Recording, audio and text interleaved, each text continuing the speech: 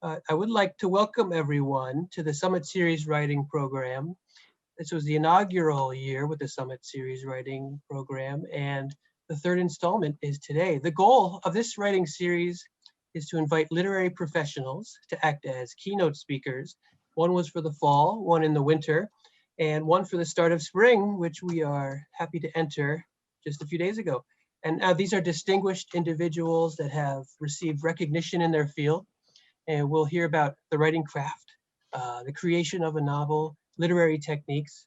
We'll also hear about a writer's background and career path and the novel memoir form, and additionally using humor in writing. And so throughout the year, the library offers a variety of writing programs, and we've increased our offerings this year. Now these come in the form of a series, like we are here today, writing boot camps, workshops, or just one-off events. And this year we wanted to have exceptional writing professionals speak with our writing community, as I mentioned. Now the library continues to offer some new writing programs in addition to the established writing programs for patrons that are interested in exploring or improving their writing abilities. And today we have a real special guest in Dan Torday. Dan teaches creative writing, but is also the creative writing program director at Bryn Mawr College.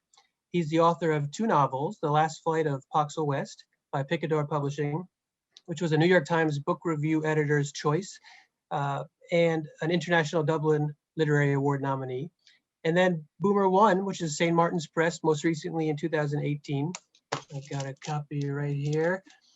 Dan's work has appeared in the New York Times, in NPR, in the Paris Review Daily, and Tin House, and he's been honored in both the Best American Short Stories and Best American Essays series. A 2-time National Jewish Book Awardee and winner of the 2017 Sami Rohr Choice Prize. He's also appeared in the Harvard Review, the N+1 magazine, and Esquire Magazine. Dan graduated from Kenyon College in Ohio and Syracuse University's Graduate School in New York, right around the corner upstate. So please join me in welcoming Dan Torday. Dan, I'm gonna mute myself, kind of be hanging in the background, but I'll turn it over to you. Great, thank you so much, Rick, for that introduction. Are you hearing me well?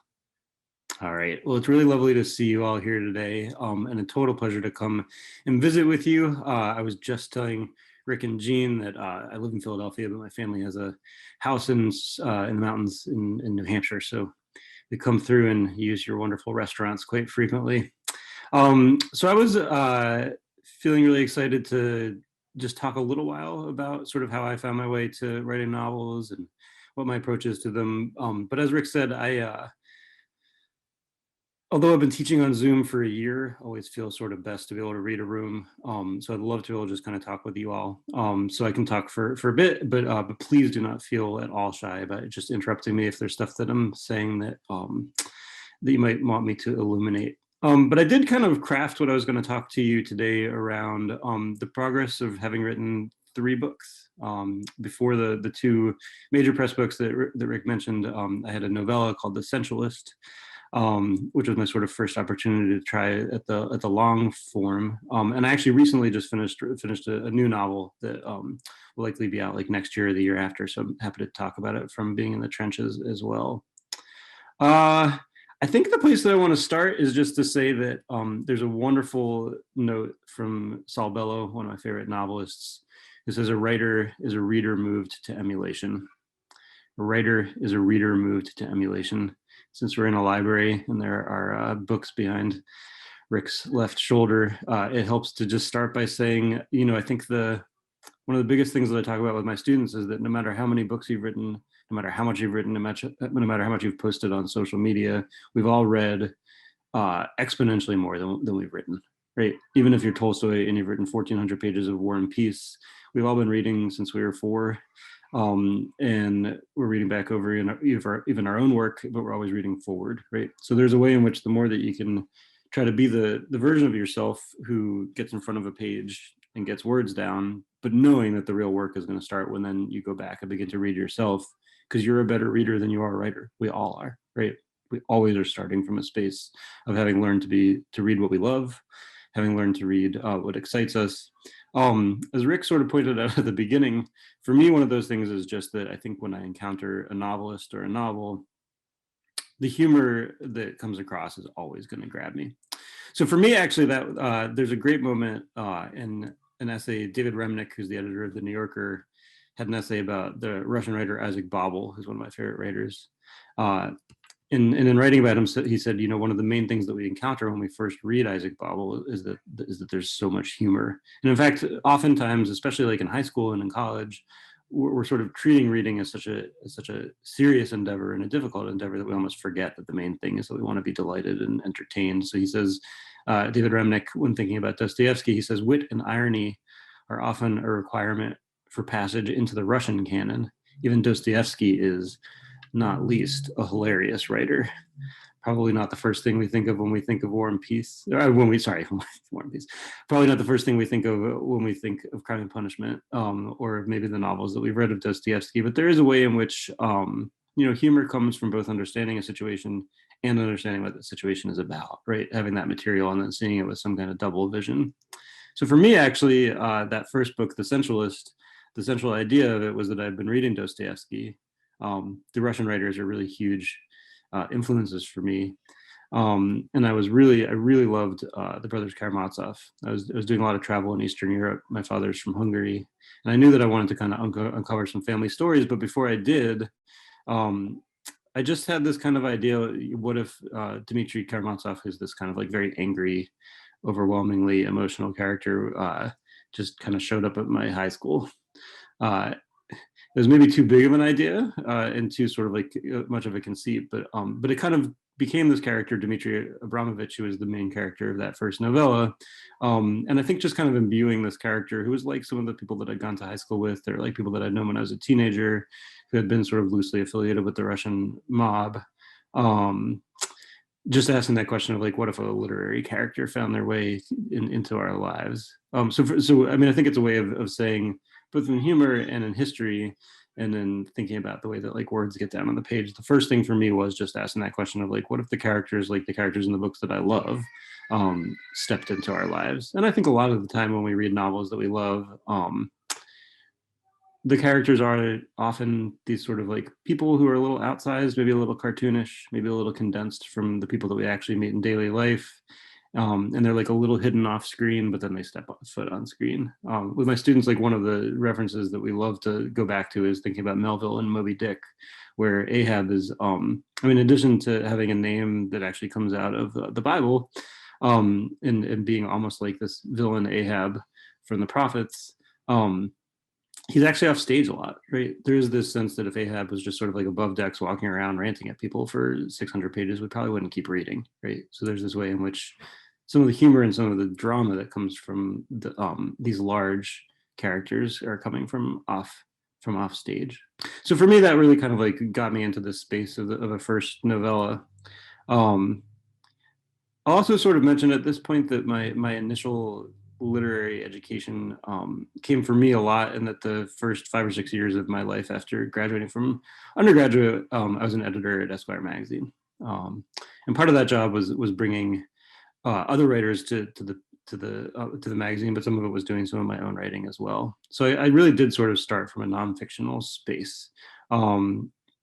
And as Rick sort of said at the top, I think if there are sort of two elements for my work and that I feel excited about when I'm reading others, I think it's often humor and history, right? And just kind of asking that question of how do we get access to the information that we're finding on the page? Certainly there are genres that I think a lot of us read now, like there's a ton of sort of post-apocalyptic literature that we read, but those experiences are always coming from saying we have a memory and we have history, and how do we get that to the page? So for me, for that first big novel, and I'd actually been working on it for a long time before I even got to the novella, I was looking into family history, into this Eastern European family history and a lot of World War II information, and actually traveling in Eastern Europe a lot, just sort of trying to uncover those stories. And I had an uncle. Well, actually, it was a great uncle. My grandmother's cousin was this guy Hansa North. He was in his 90s. He was the oldest Brit ever to receive a PhD. He got a PhD in philosophy when he was like 87 years old.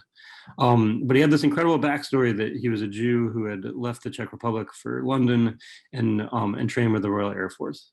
And I'd sort of always learned that that was not a story that existed. Roald Dahl famously said, no Jew ever fought on the front lines of World War II for the British. That is very not true.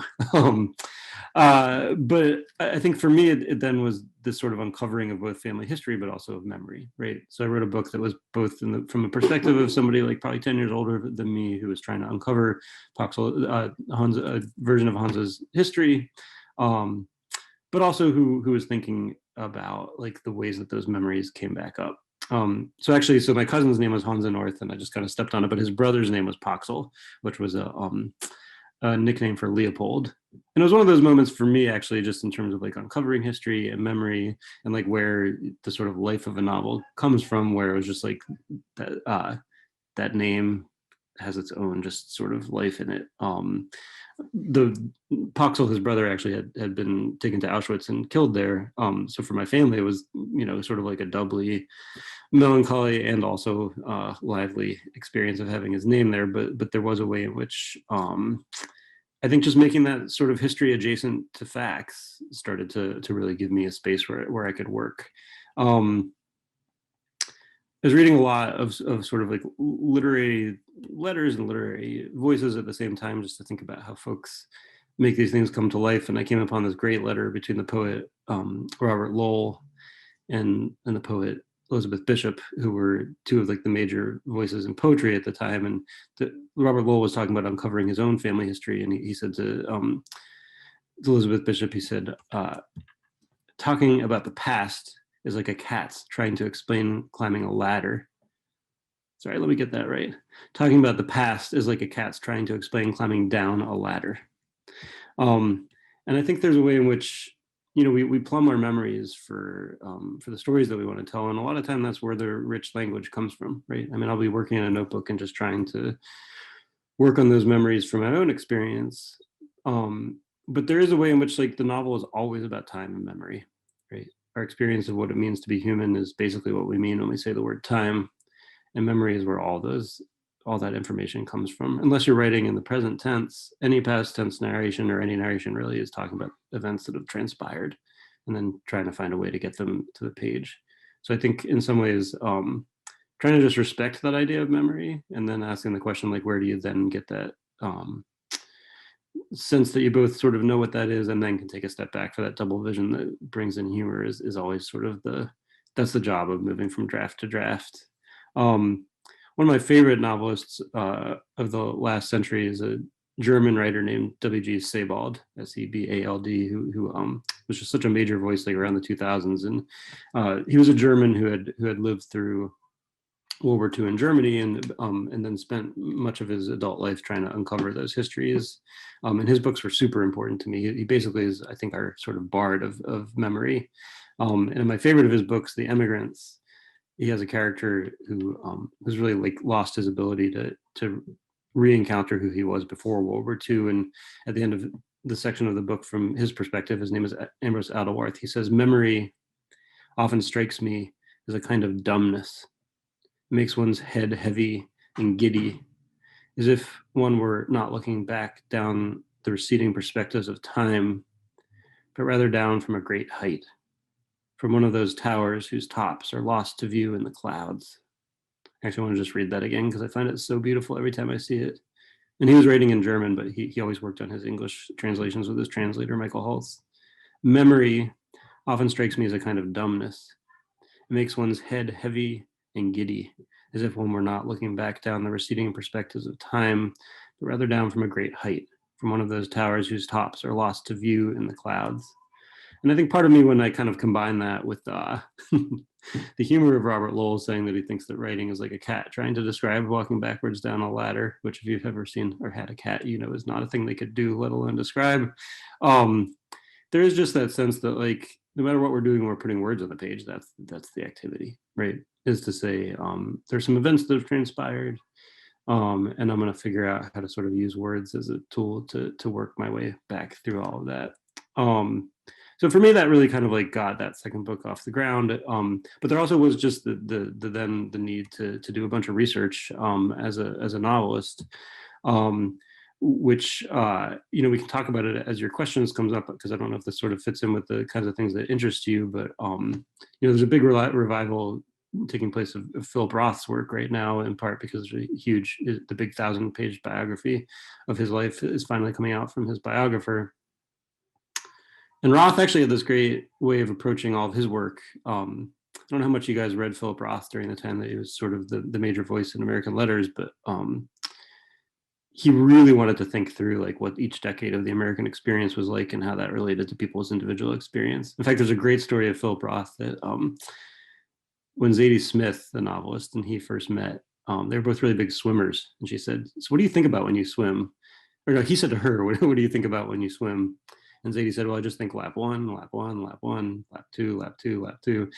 She said, "What do you think about it?" And Philip Roth said, "I try to, each time I go in, think of one full decade of the American experience and think through each year in those decades and what a single person's experience would have been during that decade." She was like, "Well, that sounds kind of exhausting."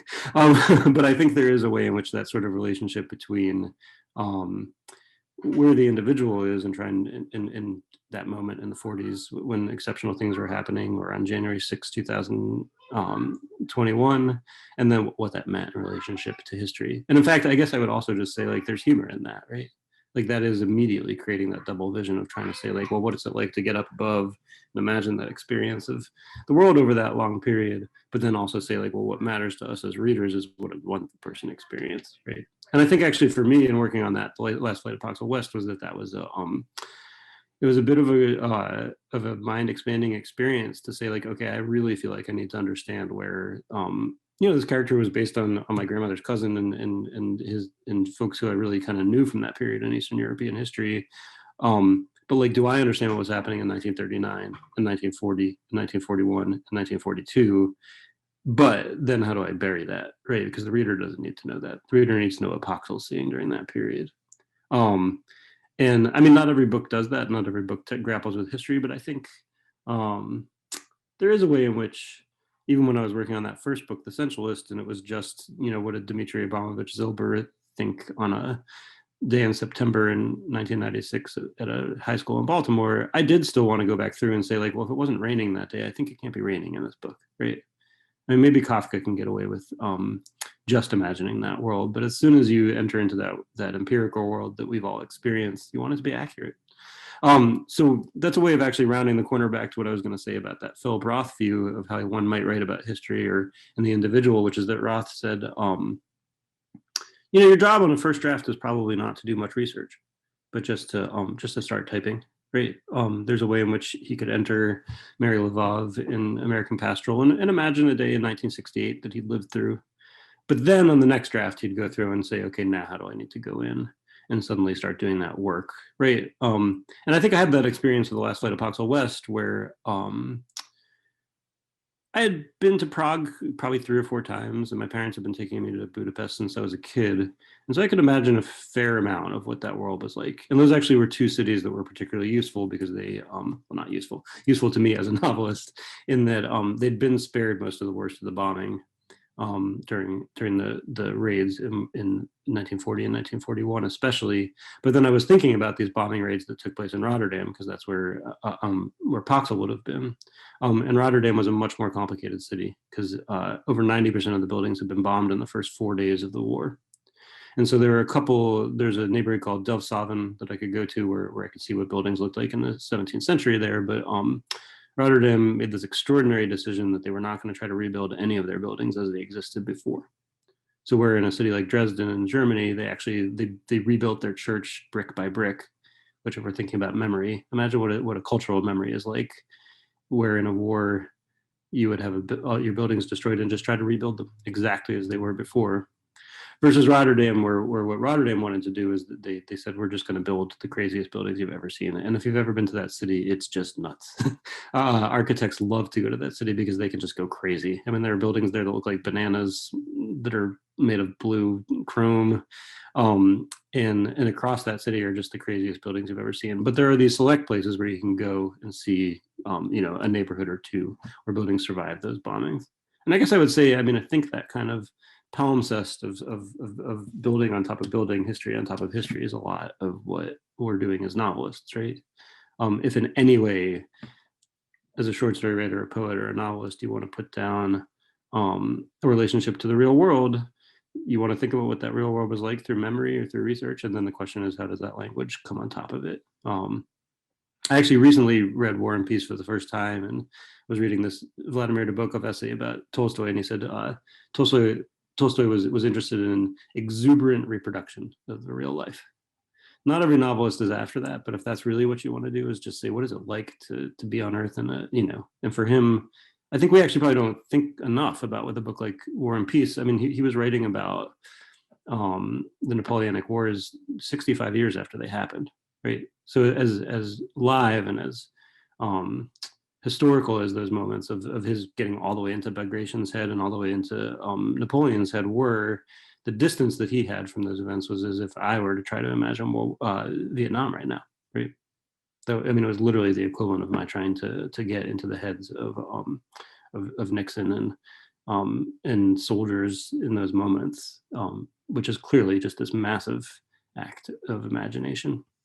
So anyway, speaking of massive acts of imagination, I'll talk for a little while about this newer book, and then maybe we'll be able to start to hear what kind of stuff is interesting to you all.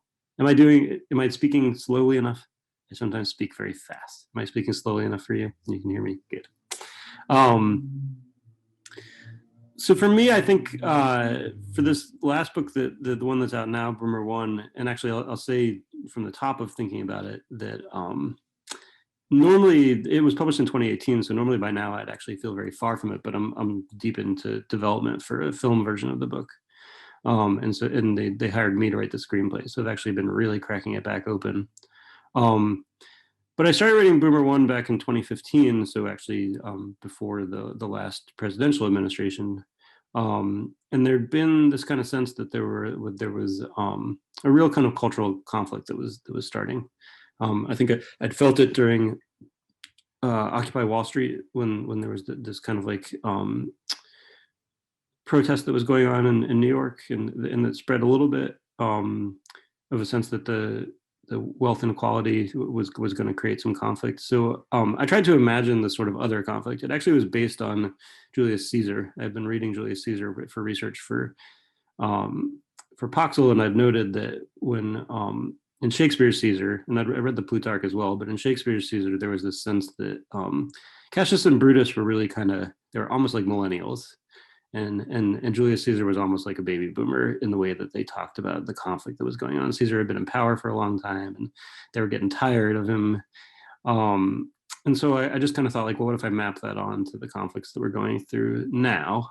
So I imagine this guy, Mark Brumfield, who's lost his job in New York, and he's a millennial and he can't get a job, who starts a series of YouTube videos that created protests of millennials asking baby boomers to retire from their jobs.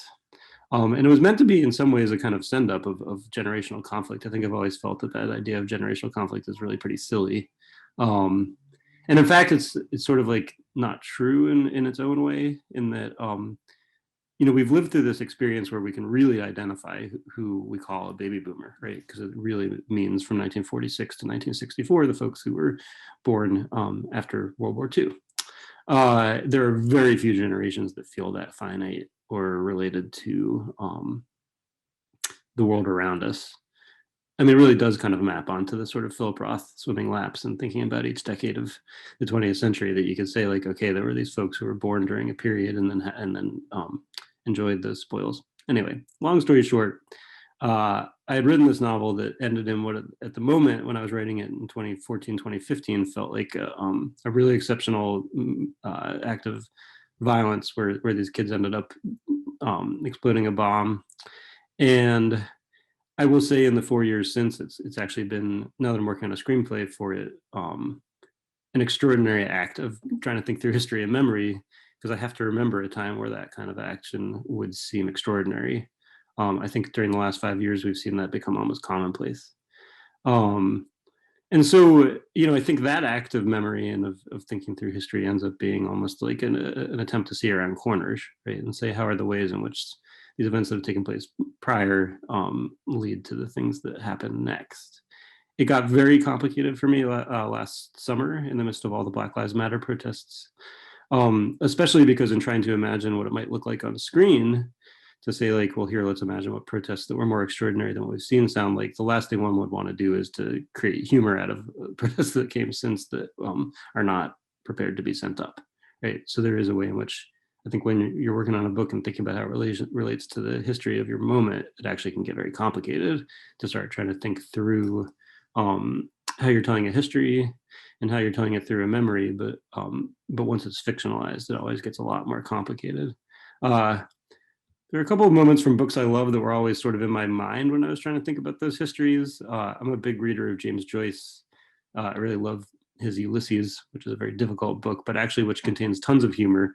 And one of the sort of central lines in that book is that Stephen Dedalus says, history is a nightmare from which I'm trying to escape.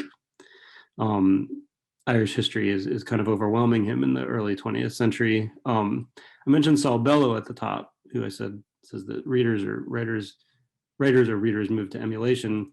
Bellow has a great moment in his Humboldt's Gift, where his very funny main character, Charlie Citrine, says, history is a nightmare during which I am trying to get a good night's sleep. So I think in some ways, like my instinct is probably more on the Bellow side of things, which is that history is definitely, if nothing else that we've all experienced during the last year of being stuck in our homes, is that history is very much a nightmare during which we're all trying to get a good night's sleep, and it gets harder the more stressed out you are. But it's been for me like a real kind of education in moving forward through what the novel can do to say, what's it like to try to think about like, okay, there are 4 days in 1940 when there were these bombing raids in Germany, and how do I reproduce those on the page? In that case, like the research aspect of it was pretty exceptional, because there were World War II is so studied that they're literally, like I read a 400-page book about 2 nights of bombing in Hamburg, December 27th and 28th, 1940, right? So I could say like, wow, there's a 400-page history of just these 2 nights. But for me to be able to say, can I write like 12 pages of Poxl West's history, where he would have been and what Hamburg would have looked like in that minute, is a very different instinct, right? And then also still to say like, how can I bring that off with enough life that you can be excited about it. One of the resources that actually like became most useful to me while I was doing that actually weren't these history books that did bring that stuff to life, but there are a huge number of self-published World War II memoirs. And I spent a ton of time reading those memoirs because it was really helpful to me. And I mean this in a very, I don't mean this condescendingly at all, but to ask the question of like, what would a memoir look like by somebody who had flown bombers in World War II and had these extraordinary experiences, but that couldn't find a publisher look like, right? Like what kinds of stories were they telling that actually it wasn't interesting enough to a publisher that was something they wanted to publish, right? And in a weird way, that became a really nice benchmark for me to say, they were a hugely valuable resource, and it was great that they were published. But there's something reasonable in saying like, well, maybe, 500,000 people won't want to read this, but one lonely researcher will eventually. And what were the ways in which that wasn't coming to life? And I guess I would also say, and maybe I'll leave it here to see if you all have any questions about what I've been talking about so far, but that also became a useful benchmark in saying like, how much do we manipulate those histories or those memories in a way to be an entertainer or a storyteller, a teacher, in a way that might actually want to make someone read. I'm a big, as you can tell, I like to read a lot of Russian novelists, and I'm a huge Vladimir Nabokov fan. And Nabokov has this great essay where he says, there really are sort of 4 levels that the writer wants to work at. And the first is just as an entertainer. And then after that, a storyteller. And from there, a teacher, right, to be didactic, but at the highest level is to be a kind of sorcerer, right, to like take that magic and then just make it go. And one works at all of those levels and fails at them all the time. Okay, I feel like I can't tell what's interesting to you at this point, so I'm happy to just pick back up and keep talking, but I would love to just hear if you all have questions or thoughts and take it from there. Awesome, thanks, Dan. And I just sent a reminder through the chat section. Everyone could please feel comfortable to put a message there we can relay. And I'm just chatting separately with my colleague Jean to see if we can turn on the raise hand feature. We could also, that could identify someone we could unmute. Yeah, I love it. Another option in a moment, we might unmute all and then see how that goes. I wanted to start though with, I love Caesar. I listen to podcasts on him and read Plutarch also and Caesar stories. I've never thought of the generational conflict before. And that's an awesome new take. So I'm glad you mentioned that. One question before, go ahead. Just to eliminate some of that, there's like a really important moment in the Shakespeare version of Julius Caesar where it was a tradition in Caesar stories that Caesar's right ear was deaf. He couldn't hear out of his right ear, and Shakespeare kind of like pulls from the Plutarch and says that it was because when he was in his like 30s, he was swimming in a really, really cold pond, and in fact Cassius was there with him and pulled him out. Oh yes. And that led to his losing his hearing. And there was a way in which it was like, it actually like in that exchange, like if you read it, it feels very kind of boomer millennially, where they're like, oh, he's like, he can't hear, he's past his prime. Here we are, we're the ones who saved them anyway. And it really does have that feeling of get off the stage. Yeah. Exactly. Yeah. That's funny. When I'm going to look at some of the chats, but I wanted to ask one question. What is your most recent favorite book? If you could help us think of some other things to read. Most recent favorite. That's a great question. There's a German writer who I really love named Jenny Urpenbeck. Her last name is Erpenbeck. Jenny Urpenbeck. She actually started as a playwright, but has I think 5 novels now. And a lot of the people who sort of like pay attention to this stuff feel that she's likely to win a Nobel Prize in the next decade if she sticks around. But her last book is called Go, Went, Gone. And it's a really beautiful novel. It's actually, I think it's the best novel about the refugee crisis, both in Europe, but kind of across the globe. It's about a retired classics professor in Berlin who ends up getting kind of entangled with the this group of refugees from West Africa and the islands. And it's just like an incredible meditation on I mean, it's not central and it's not stated, but I think the sort of climate refugee crisis is going to be the major global experience of the next 50 years. It's the first place where climate change is really going to hit us, right? I mean, before we have to start selling our houses in the Outer Banks, we're definitely going to be seeing. I mean, we're seeing it already, right? There's 4,000 children at our southern border, and those folks are leaving not Mexico but Central America because they're in places where they can't live anymore. But so that, I mean, that book it's not sort of like obviously about that, but it's very much the best book I think written about that question of sort of how our lives are going to change because of the massive changes. I mean, I don't mean to be a total Debbie Downer here. I'll find a joke in this, but I mean, I've read in some of the sources that I find to be most convincing that it's actually likely in our lifetimes, like in the next 20 to 30 years, that there'll be massive swaths of the American South that will not be livable anymore, and folks will come to the cities like the ones where you guys live and the one where I live. Some of the authors are hard to read, so it's great to hear one that you recommend and that came across on the page well, has well researched, it sounds like. She's a beautiful writer. Say her name again. Jenny Urpenbeck, Erpenbeck. Yeah, she's published by New Directions. She had a big book of essays that came out this year. But Go, Went, Gone is the one that I really love. And while you're getting to your question, I'm going to turn on another light in here because I'm getting. Okay. Yep. And I see some great questions coming in through the chat. One of our questions in the chat asks, when you do your research work, do you have a particular outline you follow? As this person's asking, as they begin their own combination of books versus interviews, what have you learned as you've gained your skills with the research process? And it sounds like you started since you were very young in Eastern Europe. Yeah, that's a really good question. And I think, I mean, I'll take this sort of outline and then the research a little bit separately, because I think outlining is like a really useful thing to think about. For me, I'm not a big outliner up front. I like to just kind of get language down on the page and start trying to enter some voices.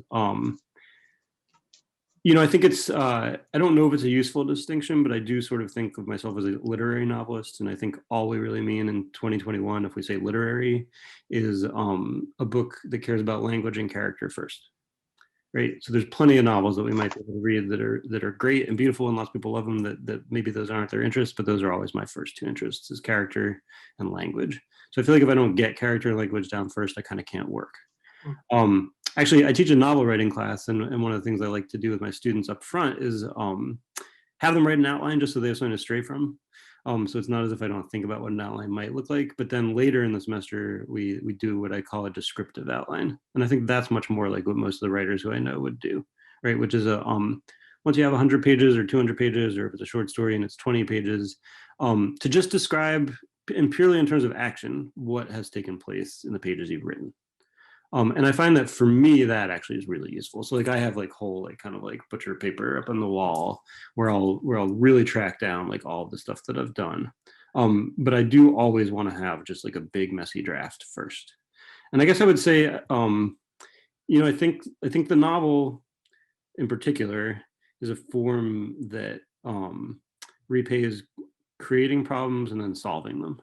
And I think it's by far the hardest thing for us, mostly when we're starting to write, which is that you write 20 pages, you write 30 pages, you write 40 pages, and then you feel like, oh, this is awful because there's a problem. And I think that instinct is exactly 180 degrees wrong, right? What that says is, oh, now finally I've got a knot. Now I can spend the next 50 pages untangling it. My like stupid, but I think accurate metaphor is that, like, especially in those early drafts, you're a ski jumper, right? And if you're a ski jumper who like you get your skis on, you go off the jump, and then you get up in the air and you look down and you're like, oh my God, like you've forgotten, like, no, like the idea now is fall gracefully, right? A ski jumper who just like ends up in the air is not a ski jumper, it's just me about to die. The ski jumper says like, okay, now I need to sail down until I land gracefully. And if you're in that moment where you're just like, what is this endeavor I got myself into, you often forget like, this is the endeavor. I've created a problem. Now, how do I craftily find my way out of it? I actually saw just pop up in the chat a question of like, did I always know I wanted to be a writer? I think I always knew I wanted to be a good reader. And in fact, I think some of the instincts that made me realize later that there might be a novelist in me somewhere was that, like, I would, when I was reading Dostoevsky, have a moment where some huge problem had been created between two of the Karamazov brothers, and I would just stop and be like, if I turn the page, what's going to happen next? Right? How's he going to get me through this? And I think that's where outlining can come in, right? Is maybe you do want to sort of say like, okay, what are 3 outcomes of this moment now? But like, probably my job is to figure out the 4th, right? Probably my job is to figure out the one that like you as a reader are not immediately thinking about. But it is my job, and this is why it's so hard. Henry James said, a writer is one upon whom nothing is lost, which is a pretty tough job description. There's a way in which your job is to say like, okay, like Crystal thought this was going to happen, Linda thought this was going to happen, Dan thought this was going to happen, but like my job is to figure out my version of it that will both accommodate knowing that you thought that might be the next thing to happen and also surprise you. And that can only happen draft to draft. As far as research, I think we can get like a little confused in what we mean when we say research. So like I was saying with Philip Roth, like Philip Roth's thing is like, probably to start a book, you need to at least have some idea of what you mean when you say 1968, right? Like if you actually don't know what I mean when I say 1968, maybe you have to do a little bit more work first. But I think for a draft, you often want to just be able to use your memory, right? I could easily, in trying to imagine what like a British guy in 1941 might sound like in like a kind of ridiculous way, and get it down on the page, and he could be like doffing his hat as he walked down to the chimney, and maybe actually like that becomes funny in that voice that I've kind of imagined. One of my best friends from undergrad went to work in Bulgaria in the Peace Corps, and he became like a really good Bulgarian speaker in like 6 months, and I was shocked by it, and I was just like, how did you get such a good accent? And he was like, honestly, at some point when I was really frustrated, I just realized I was really good at making fun of what Bulgarians sounded like, and that's actually how you learn an accent, right? Like the best way to actually take on like correct pronunciation is just incredibly accurately imitate it, and then by like a degree take it up till you get there. And I think a lot of what being a novelist is probably that, right? It's just like, what does it sound, what's a sound that's like a lot like what people talk like, but then with like a little bit of a twist, and maybe then you're Charles Dickens, because you're putting it down on the page. So I mean, that's a long-winded way of saying And this is like a tough one because I think it is some of what maybe I got as a magazine editor and having, at 22 being really afraid of making a mistake for 2 million readers, but you get very little repaid by your audience from being ostensibly accurate or being ostentatiously accurate in the research that you've done, but you get a ton of pain if you get something wrong. And I think that can't be your instinct when you're setting out to write a draft. Your instinct has to be like, maybe I'm Donald Barthelme and I'm going to do something crazy, or like, Colson Whitehead didn't get to writing the Underground Railroad and imagining that the Underground Railroad was actually a railroad that was underground throughout the South in what's basically one of the probably 10 most important books of the last decade by meticulously researching everything about Harriet Tubman, right? Like he did have to have a moment of a flight of fancy where he was just like, I think I'm going to do this. And I guess I would just say, I think you can get really caught up in if your generative instinct is like, don't get anything wrong, it's going to feel a little constipated, right? And so maybe you need to not have done that work. And I guess one thing I'd say I've found is that like your imagination can do a lot more than you think it can. So even though I'd only been to Prague a couple times, I did a draft the last flight of Poxl West, and I knew I really wanted to get like 1940s Prague down pretty well. And so I'd written a bunch of descriptions just from memory and childhood memory part of it too, right? And then I, at great expense, flew back to Prague for a week at one point, and I didn't have to change much. But I don't think I would have had the confidence and the authority to publish the book if I hadn't made that trip, right? So it ended up being a lot less about like, what new language do I need to put down here than it was like, if somebody's walking across the Charles Bridge, are they seeing what I think they would see? So I don't know how much sense that makes, but there is a way in which, believe me, with email and Twitter now, like if you get something wrong in your book, you're going to hear about it. And so there is a way in which that's probably like lapidary work that you want to do like much, much later when you're 95 to 98% of the way there, and certainly not a good instinct for getting started. And one person is asking here, how do you come to be inspired by an idea? That makes me wonder also, do you start with pieces of a story, or is there a single seed that sprouts? You've kind of been talking about that when you were in Eastern Europe. But... Yeah, I think one of the things that like you kind of can't know until you've written a book is that you're going to get really, really, really sick of it. And at the point at which you get really, really, really sick of it, I mean, I think Poxl took me 8 years. These last two books have taken me about 3, and I think the average that people work on a novel is usually like 3 to 5 years. It's not just that you're going to get sick of it, but it's that at some point, actually pretty early on, it's going to be really hard to distinguish whether you think the work is bad or whether you are tired of it. And often when you decide that you just want to throw up your hands because you think it's not good anymore, it actually is much more about your having grown tired of it. So part of it, I think, is just the character, the content does have to be something that's going to interest you. Yeah.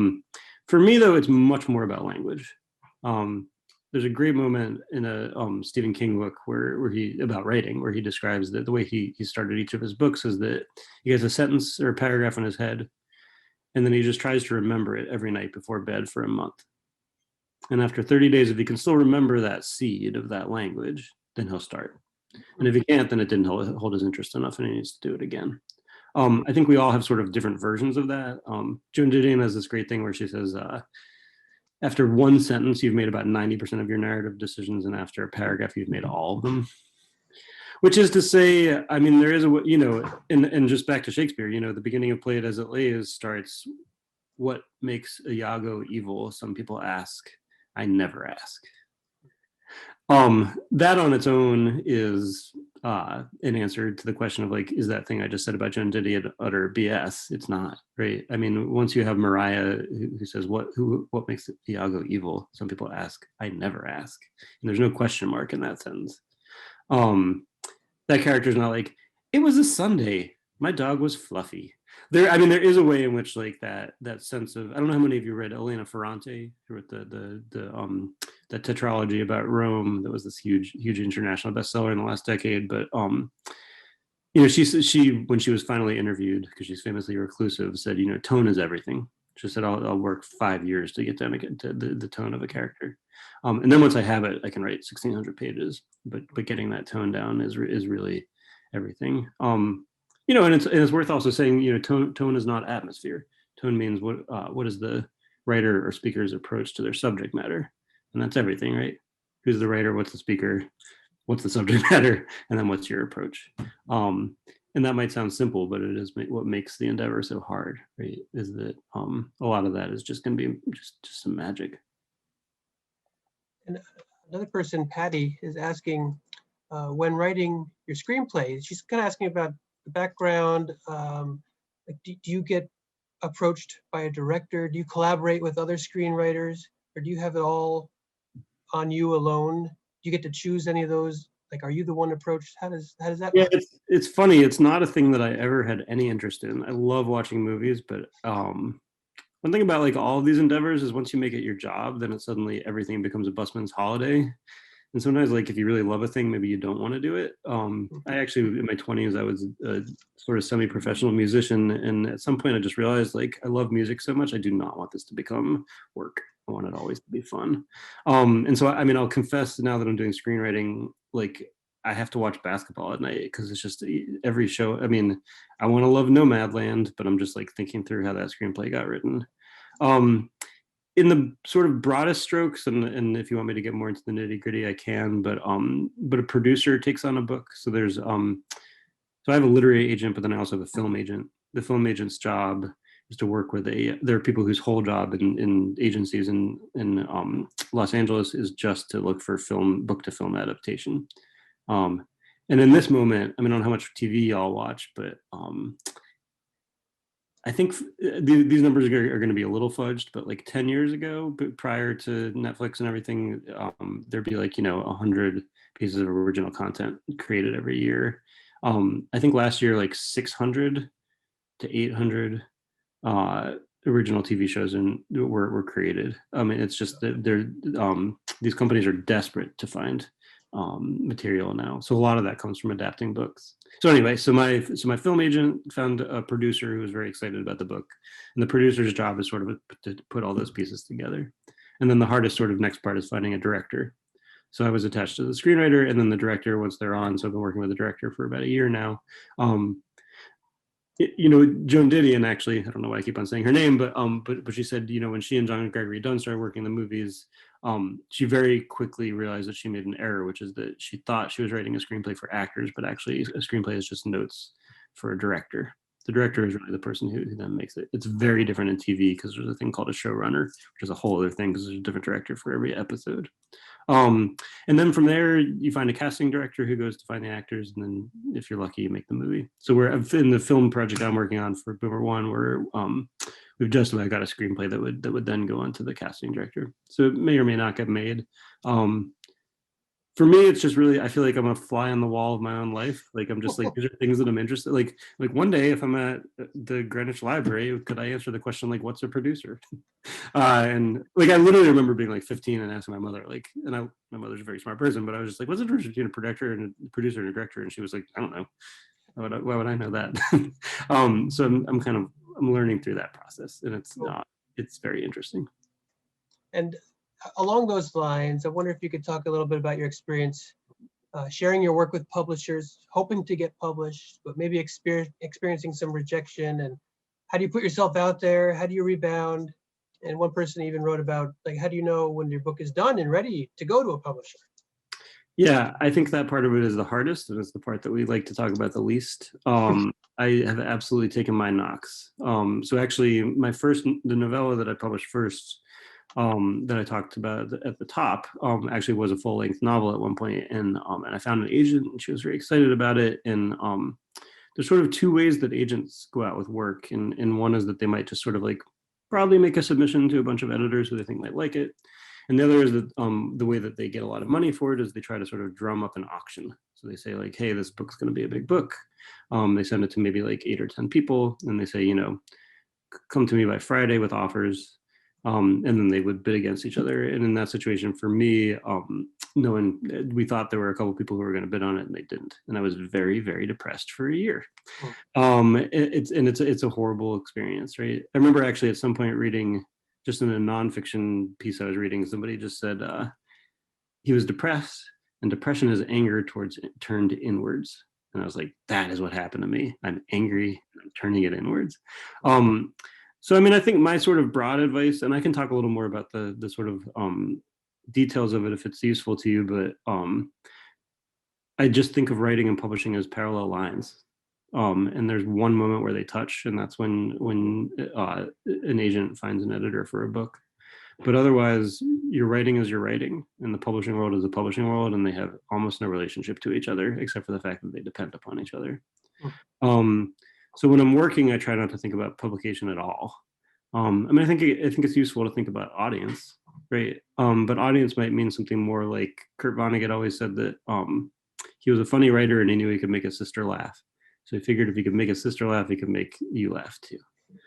That's not thinking about editors, right? And I'll also say, like, every sort of, I'm not the kind of person who's peaceful enough at heart to not read my reviews, and everything that's been praised from all three of my books and reviews has always been something that I was just like, this will not survive an editorial process. This is just a joke I'm gonna tell. This is making me laugh right now, and I'm just gonna take a risk. And then, like, oftentimes by the time it ends up like in a published book, I've forgotten that I was like, oh, I was going to take that out. But I think, you know, readers really repay those risks that you take.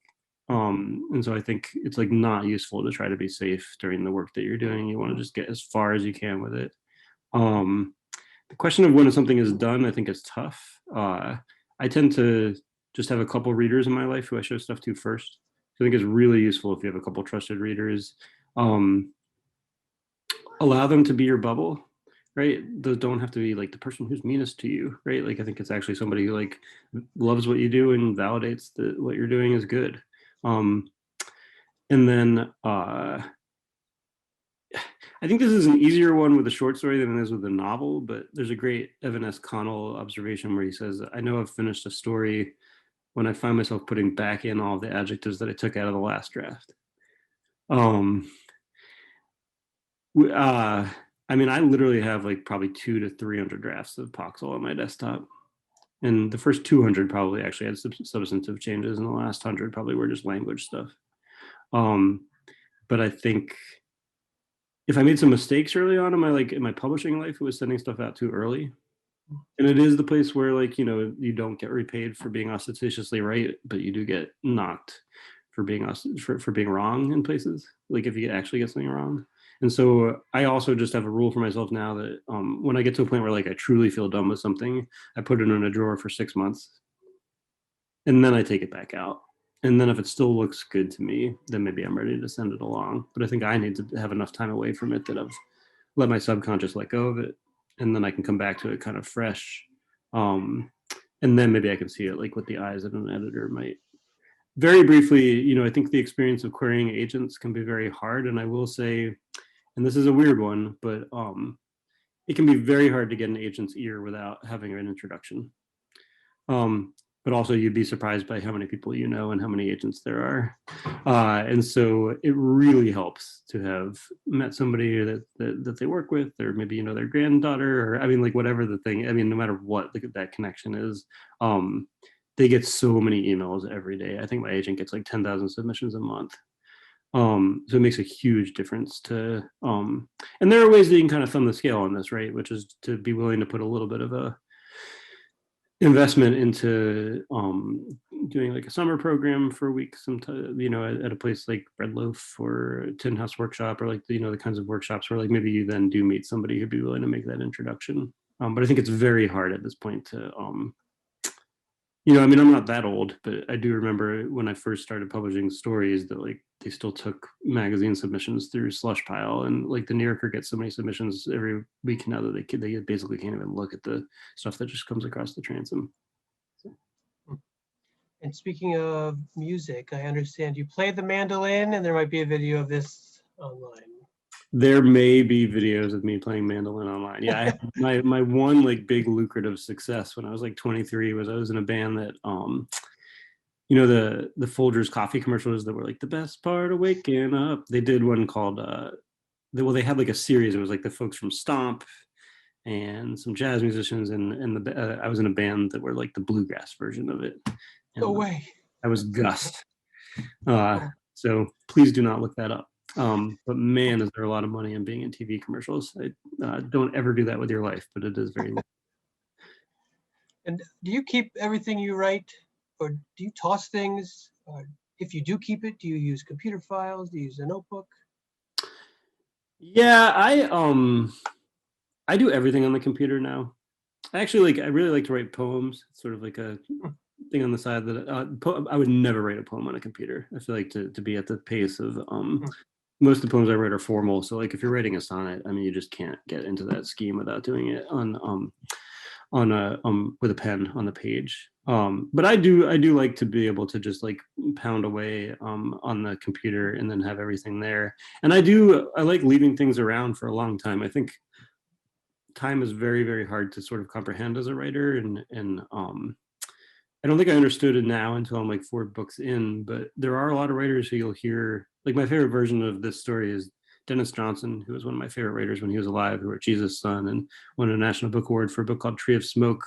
He had done a lot of reporting in Vietnam, and as the story went, in 1970, had written like 800 pages of a Vietnam novel that he decided he just never wanted to publish.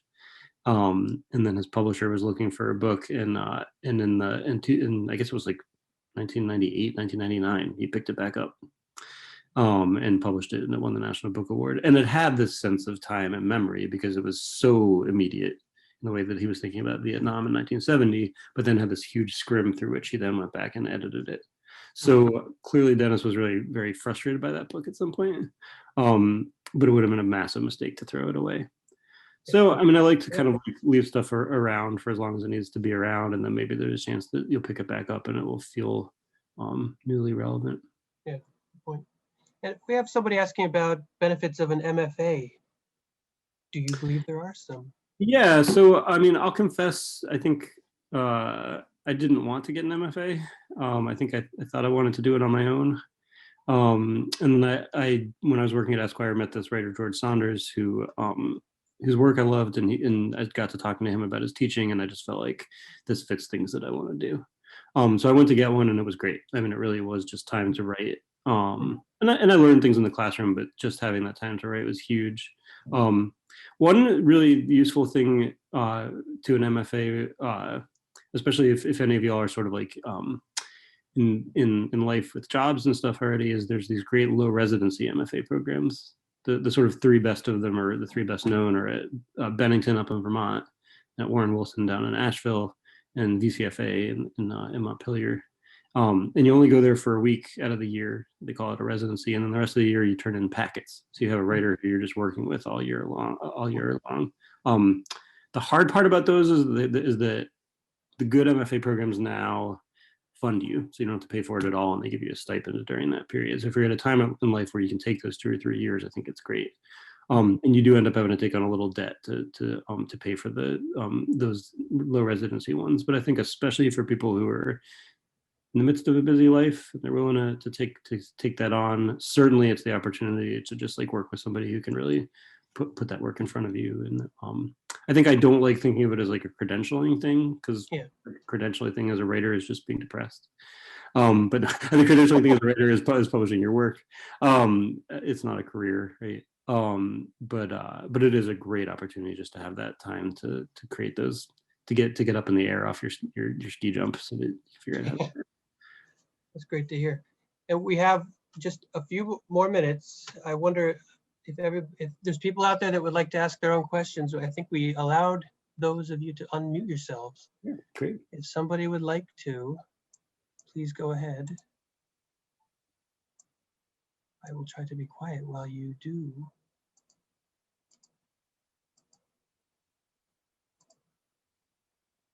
If we don't get a question, I have a last one in the chat.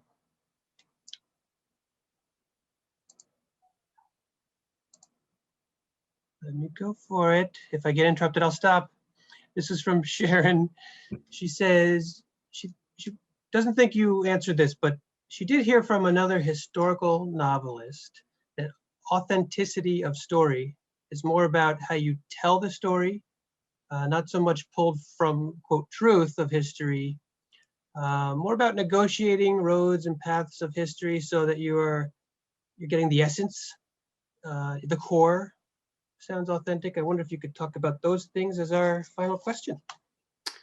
Yeah, that's a great question. And I mean, I think the first thing I would say is just that, like, I don't know if I make that much distinction in my head between like the historical novelist and just the novelist, right? I think when I was like 18, I used to like have that question of like, has human experience changed? Or I mean, humans are humans, and we have had the same basic like sensory experiences of the world throughout. And so in some ways, your job, it's funny, whenever my wife has this like really funny observation whenever we watch a movie where there's like any kind of sex scene that takes place before like 1900, and she's just like, those people smelled so bad. How on earth are they like kissing each other? Like, there is this way in which those immediate like sensory experiences probably changed in the way that they affected us, but like a human is a human. So I think in a way, for me, like my favorite novels that take place in some other time just start off from that expectation that you're just presenting a person. So like Penelope Fitzgerald, The Blue Flower, which I think a lot of people think of as like one of the crowning achievements of a novel set in history, but a literary novel in the 20th century. It's about this German poet living right at the turn of the 18th century.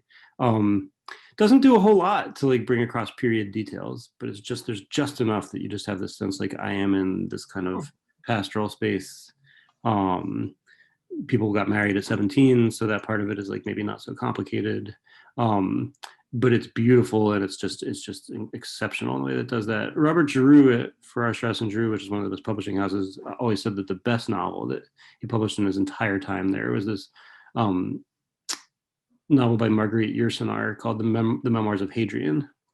And it's just Hadrian's memories, and there's enough of it that sort of like builds a narrative structure, but it just feels like that sort of like lonesome voice coming from far away. And I think in a way I would just say like that's always our job. I remember when Poxl was published, and it was my first like sort of big publication. I have this friend from undergrad named John Green, who's become this like hugely famous YA novel, wrote this book called The Fault in Our Stars. It was like a huge book, and I think it literally sold more copies than any other book in the last 10 years.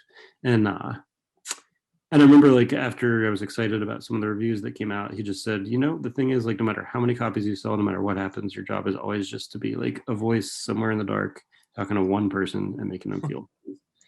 And I think especially with like a novel set not now, we can lose that, right? And just have this sense of like, what would a dinosaur sound like if they were talking to me now? And it's just, even Hadrian was like pretty sad when he stubbed his toe.